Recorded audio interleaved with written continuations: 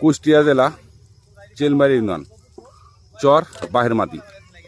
কৃষকেরা আতঙ্কিত এলসির আতঙ্কে।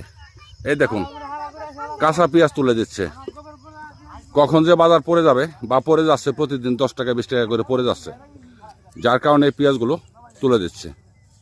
এই দেখুন এলসির ভয়তে পেঁয়াজ তুলে দিচ্ছে। পেঁয়াজটা কিন্তু এখনো 16 আনা পাকেনি, তারপর তুলে দিতে হচ্ছে, কারণ গতকালকে বাজার 70 টাকা, আজকে বাজার 60 থেকে 62 টাকা। দেখতে পাচ্ছেন একটা ফসল আছে, এটা হলো ভুট্টা। প্রত্যেকটা জমিতে একই অবস্থা। ওরে আল্লাহ, খালি দিকে বস্তা আর বস্তা। হ্যাঁ, কত পেঁয়াজ হয়েছে মাশাল্লাহ।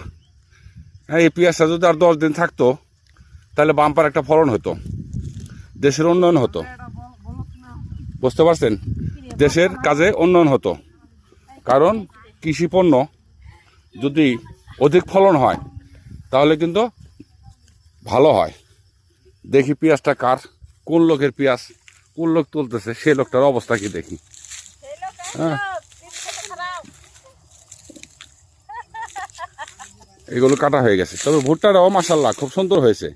ইন্দোরে বান্দরে খাইনি, কিন্তু আমার ভুট্টা কিছু খেয়েছে। হ্যাঁ,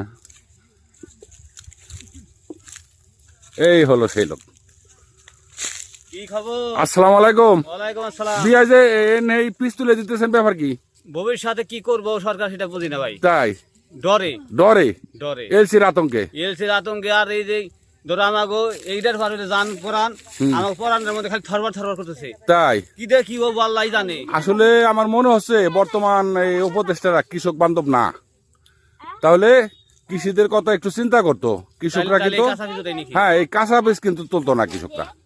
কাঁচা বীজ তুলে দিচ্ছে মানে দেশের ক্ষতি হচ্ছে। কত বড় একটা আতঙ্কে আছে, বুঝতে পারছেন। ভিডিওটা অন্যকে দেখার সুযোগ করে দেবেন। সবাই ভালো থাকুন, সুস্থ থাকুন।